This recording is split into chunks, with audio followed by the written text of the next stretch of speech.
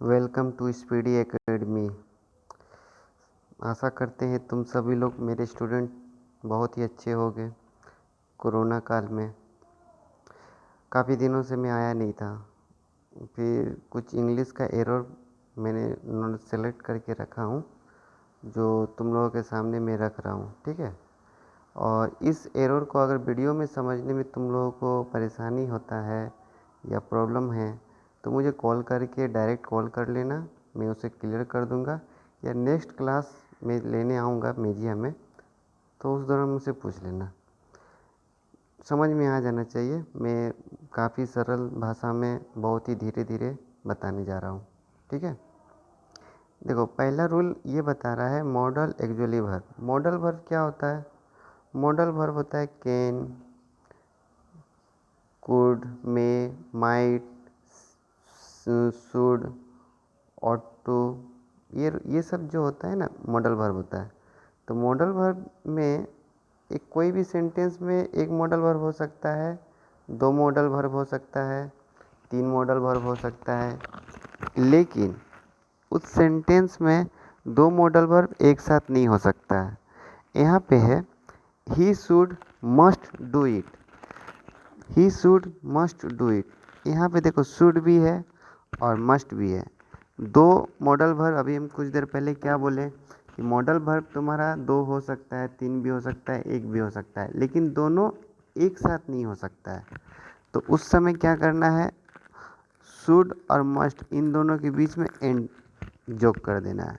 मतलब দুটা modal verb একসঙ্গে থাকবে না। যদি দুটা মডেল ভার্ব থাকলে তুমি কি করবি, মডেল ভার্ব মাঝে একটা এন্ড বসিয়ে দিবি। ইয়ার মিনিং হচ্ছে he should must do it, সেটাকে এই কাজটা নিশ্চয় করার উচিত, ঠিক আছে। এটা বললাম মিনিং আছে এটা, সেটাকে এটা কাজ করার নিশ্চয় উচিত। चलो दूसरा मेरा गला थोड़ा बस बैठ गया है। दूसरा देख लो क्या दिया हुआ है, word join to a similar subject by with together with an additional. इसको थोड़ा पतला करते हैं, पतला कैसे होगा ये, चलो छोड़ हटा। देखो यहाँ पे है चिप, चिप माने मुख्य, विथ मतलब his man where mess occurred. यहाँ पे क्या है ना, अगर बीच में कमा आ जाता है, कमा मतलब क्या बोलते हैं उसको, पैरेंथेटिकल बोलते हैं। अगर कोई भी सेंटेंस में पैरेंथेटिकल आए मतलब इसको बोलते हैं कमा। पैरेंथेटिकल ये वर्ड आ जाए मतलब कि ये कमा होता है ना, जैसे चीप के बाद देखो यहाँ पे कमा दिया हुआ है, तो इसके बाद जो भी सब्जेक्ट है उस पर ध्यान नहीं देना है। उस जो हेल्पिंग वर्ब मेरा होगा इसके अकॉर्डिंग होगा।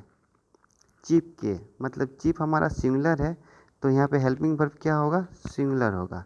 ऐसा नहीं देखना है कि यहाँ पे MEN मैन लिखा हुआ है तो पता चलता है कि मैन तो प्लुरल है, प्लुरल के साथ वेर लगता है तो इससे ही होना चाहिए।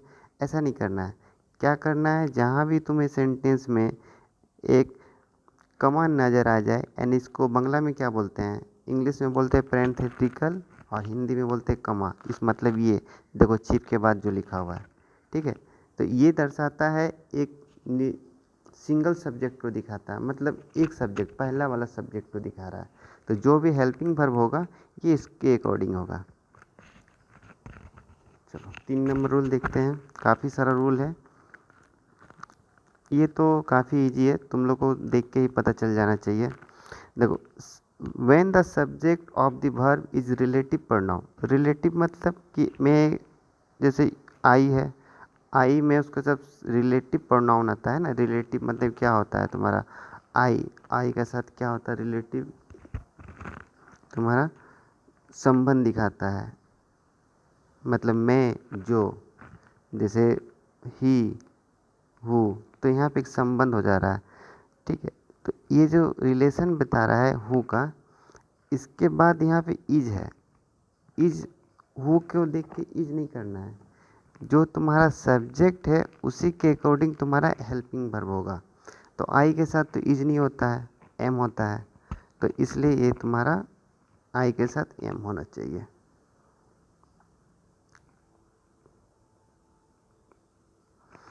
देखो, the future indefinite tense is not use in the clause of time place and condition. Time place and condition, जहाँ भी ফিউচার টেন্স तुम्हें दिखे, যখনই তোমরা ফিউচার টেন্স দেখবে, ফিউচার টেন্স মধ্যে যদি টাইম প্লেস আর কন্ডিশন দেওয়া থাকবে, ওটা ফিউচার টেন্স হবে না, এটা মনে রাখবে।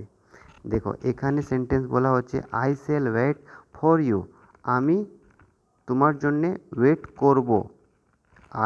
I shall wait for you, আমি তোমার জন্যে ওয়েট করব। টিল, টিল এখানে কি আছে? সময়, মতলব তক। You will finish your work, যখন পর্যন্ত তুমি নিজের কাজটা শেষ করবি না, আমি তোমার জন্য ওয়েট করব। তো দেখো, সামনে একটু দেওয়া হয়েছে টিল, তো টিল দেওয়া হয়ে গেছে, তো এইটার সেন্টেন্স তোমার চলে এসেছে you will finish your work, এটা সেন্টেন্স কি হয়েছে? এটা ফিউচার টেন্স। তো এটা ফিউচার টেন্স হবে না, এটা ফিউচার টেন্স হবে না, এটা কি সেন্টেন্স চলে আসবে? Present indefinite tense. এটা কি প্রেজেন্ট ইনডেফিনিট টেন্স মধ্যে চলে আসবে, ঠিক আছে? यानी প্রথম তোমার ফিউচার, তারপরে এখানে প্রেজেন্ট ইনডেফিনিট কবে হবে?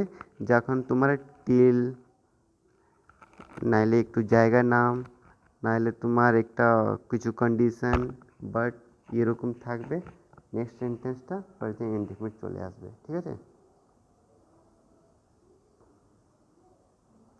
দেখো এখানে সেক্রেটারি, দেখো, if two singular noun refer to the same person or thing, same, same person মানে क्या, জিনিসটা সেম থাকলে the verb must be singular, verb কি হবে? সিঙ্গুলার হয়ে যাবে। তো এখানে তার সেক্রেটারি আর প্রিন্সিপাল যারা আছে, এটা সেম পারসন আছে, একই মানুষ জন্যে বলা হচ্ছে, এন্ড লেখা আছে। তো আমরা তো জানছি जैसे রাম অ্যান্ড শ্যাম, রাম অ্যান্ড শ্যাম যদি থাকে, তো তারপরে হেল্পিং কী হবে? আর হবে, এটা হবে না? রাম অ্যান্ড শ্যাম, আমি বলেছিলাম দুটো জিনিস থাকলে তারপর হেল্পিং ভার্ব কী হবে? প্লুরাল হবে। তো এখানে হেল্পিং ভার্ব প্লুরাল আছে, তো তোমরা বলবে, তোমরা দেখছো কি স্যার এখানে সেক্রেটারি আছে, এখানে প্রিন্সিপাল আছে, দুটো চিজ আছে, কিন্তু এখানে দুটো জিনিস, দুটো লোক না, এখানে একটাই জিনিস আছে, মানে ওর কাজ যার আছে সেম আছে, ঠিক আছে? তারপরে এখানে মধ্যে তোমার ইজ হবে। দেখো, here the same person is the secretary as well principal.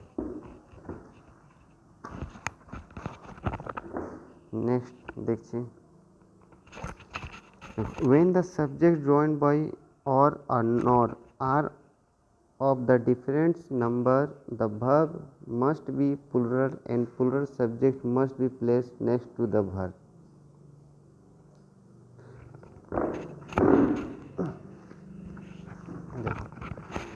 ये बोल रहा है neither the assistant masters nor the headmaster was present। देखो, ये जो सेंटेंस है तुम्हारा, यहाँ पे तुम्हारा दो चीज़ है, एक हेड मास्टर है और एक असिस्टेंट मास्टर्स है। मास्टर के बाद देखो यस लगा हुआ है, यानी एक से ज़्यादा मास्टर है। तो ऐसा कंडीशन में क्या करना है? ये जो असिस्टेंट मास्टर है, ये क्या है? प्लूरल सब्जेक्ट है, और ये हेड मास्टर है, ये तुम्हारा हेड मास्टर सब्जेक्ट है, सिंगुलर है। तो सिंगुलर वाला को पहले लिखना है और प्लूरल वाला को बाद में लिखना है। जब हम प्लूरल वाले को बाद में लिखेंगे, तो यहाँ पे प्लूरल हो गया, तो इसके साथ जो हेल्पिंग वर्ब आएगा प्लूरल हो जाएगा, जैसे WERE, वेयर, ठीक है?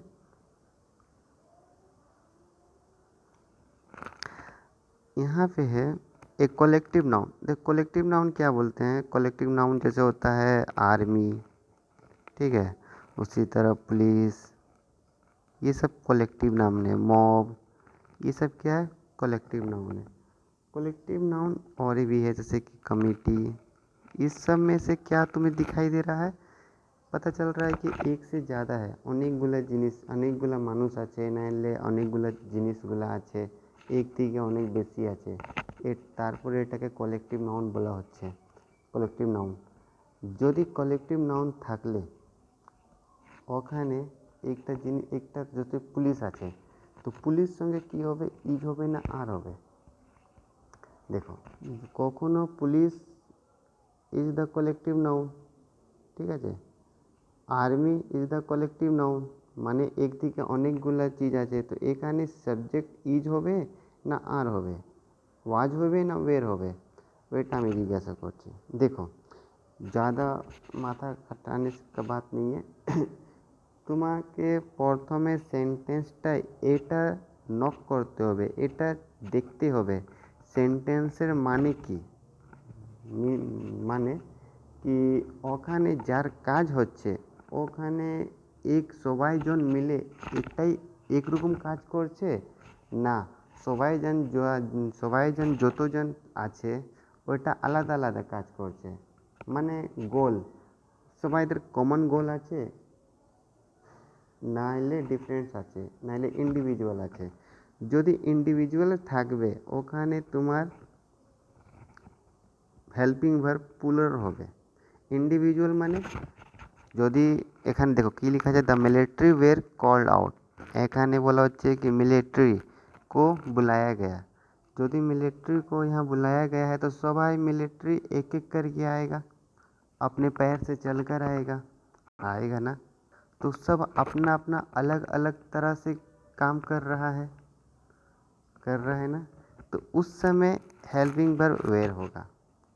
ऊपर का देखो, the council has chosen, has singular सब हेल्पिंग वर्ब है ना प्लूरल है, हैज क्या है सिंगुलर हेल्पिंग वर्ब है, और वेयर क्या है प्लूरल है। जब प्लूरल लिखेंगे तो भी सही, सिंगुलर लिखेंगे तो भी सही। मीनिंग ये होना चाहिए कि उसका जो काम करने का तरीका सबका अलग अलग है ना एक जैसा है। तो नीचे वाला को हम देखें, the military where called out, मतलब मिलिट्री को एक एक करके बुलाया गया, सारा मिलिट्री अपनी खुद से चल कर आया है अलग अलग तरीक़ा से, तो वहाँ पे क्या हुआ है इंडिविजुअल हुआ, तो इसलिए वहाँ पे प्लूरल सब्जेक्ट का यूज करेंगे। ऊपर का सेंटेंस में देखो, द काउंसिल है चूजन द प्रेसिडेंट, चूज माने चुनना, प्रेसिडेंट माने राष्ट्रपति, काउंसिल माने एक सदस्य होता है। तो काउंसिल में अनेक लोग छिलो, अनेक जনের काजटा सेम छिलो, प्रेसिडेंट का चुना, प्रेसिडेंट को चूज करने का काम था, तो उस समय सब्जेक्ट क्या होगा सिंगुलर, सॉरी हेल्पिंग वर्ब क्या होगा सिंगुलर होगा, हैज होगा, ठीक है।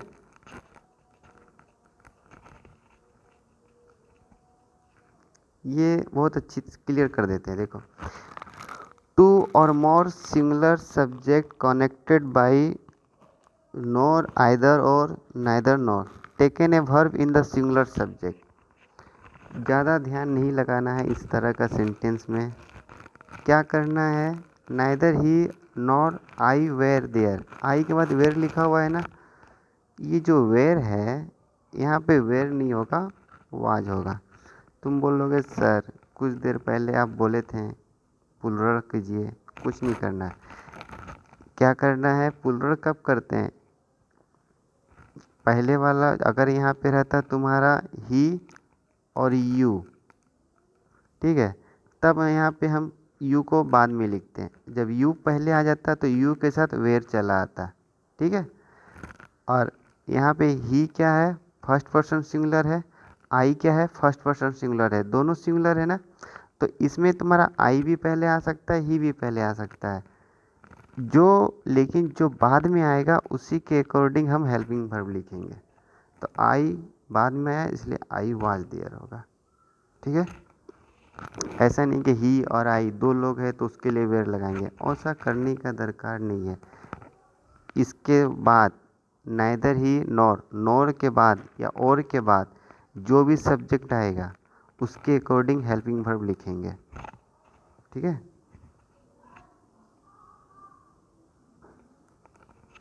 ये देखो, every boy and girl were ready, देखो इफ द सिंगुलर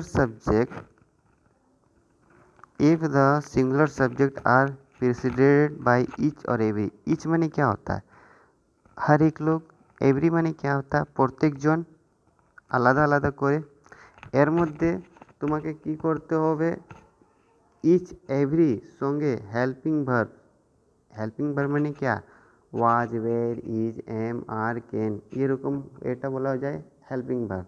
তো ইচ আর এভরি থাকলে তোমার হেল্পিং ভার্ব কী হবে, সব সময় সিঙ্গুলার হেল্পিং ভার্ব হবে। ঠিক আছে, সিঙ্গুলার হেল্পিং ভার্ব মানে girl was, every boy and girl was ready. ঠিক আছে, এমনি করবি না কি বয় আছে এখানে, এখানে গার্ল আছে, দু জিনিস আছে তো বের করে দাও। যদি এভরি না থাকলে তারপরে বের করবি। এভরি ইজ থাকলে ভার্বটা সবসময় সিঙ্গুলার হবে। ঠিক আছে, নেক্সট এটা দেখো, হারি অ্যান্ড রাম ইজ হিয়ার। তো এখানে হারি আর রাম দুটো জিনিস, দুটো লোক আছে আর এন্ড দিয়ে কানেক্ট আছে, তো এখানে প্লুরাল হবে, আর হবে। ঠিক আছে, যদি এর আগে ইচ আর এভরি থাকতো, ইচ ইয়া এভরি, তারপরে এখানে সিঙ্গুলার হেল্পিং ভার্ব হতো ইচ। এখানে এভরি আর ইচ আছে না, শুধু হরি অ্যান্ড রাম আছে, তাই জন্য এখানে হেল্পিং ভার্ব কী হবে, প্লুরাল হবে। ठीक है।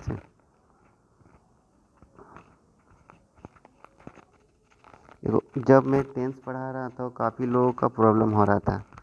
आज कुछ हद तक प्रॉब्लम क्लियर हो जाएगा पास्ट इंडेफिनिट पास्ट परफेक्ट में।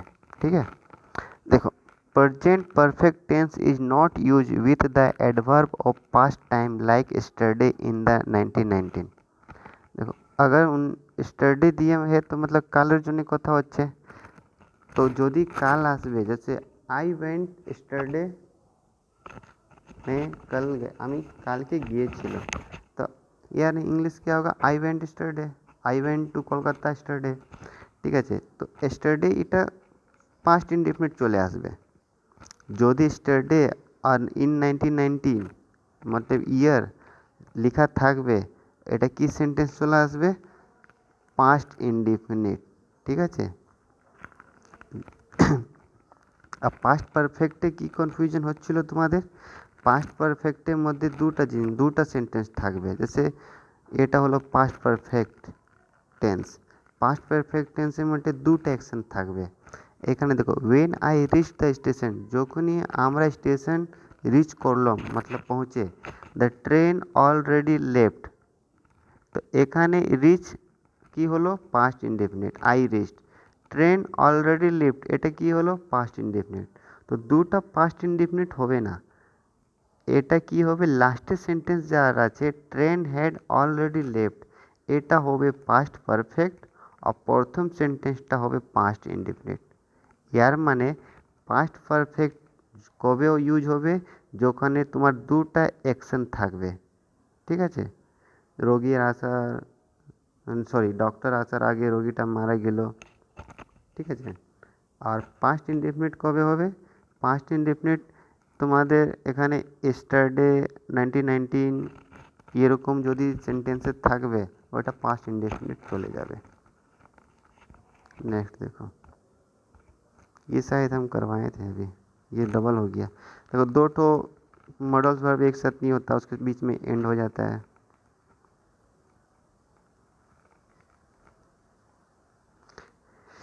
देखो, 3 किल्ड मतलब 3 জন মারা গেছে, অ্যান্ড 1 ওয়ের ইনজার্ড। কি দেখছো এখানে তোমরা, এখানে 1 আছে, এখানে 3 আছে।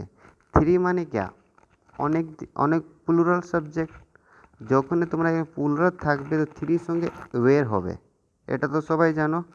আর 1টা কি, 1টা হলো সিঙ্গুলার সাবজেক্ট, তো 1 সঙ্গে কি হবে, ওয়াজ হবে।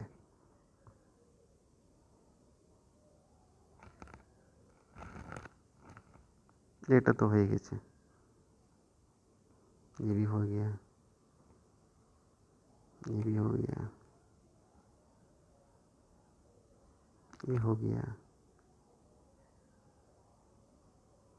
ये भी हो गया, 2 बार हो गया, हो गया दो, सॉरी भाई मेरा मिस्टेक के कारण ही 2 बार हो गया। ठीक है, आज के लिए इतना ही, नेक्स्ट क्लास में मैं इसको फिर से कर दूंगा। ये 2 बार तुम्हारा पीडीएफ ऐड हो गया है। ठीक है, मतलब टोटल 20 था, 10 मैं कल दे दूंगा। अगर प्रॉब्लम होता है तो मैं क्लास करने जब आऊँगा तो क्लियर हो जाएगा, और अभी अगर नहीं समझ में आता तो मुझे बेहिचक कॉल कर लेना। एग्ज़ाम सामने है, बी सीरियस, पढ़ाई करो। इंग्लिश तुम लोगों का काफ़ी वीक है, बहुत ही वीक है, मतलब माइनस में है। इंग्लिश के बिना मेंस एग्ज़ाम क्लियर नहीं होगा, और मेंस एग्ज़ाम के बिना नौकरी नहीं मिलने वाला है। ठीक है, इंग्लिश को थोड़ा सा बर्दाश्त करके पढ़ लो। देखो, जो भी इंग्लिश पढ़ रहे हो शुरू में प्रॉब्लम होगा, लेकिन बाद में क्लियर हो जाएगा। चलो 20 मिनट হয়ে গেছে, রাখছি।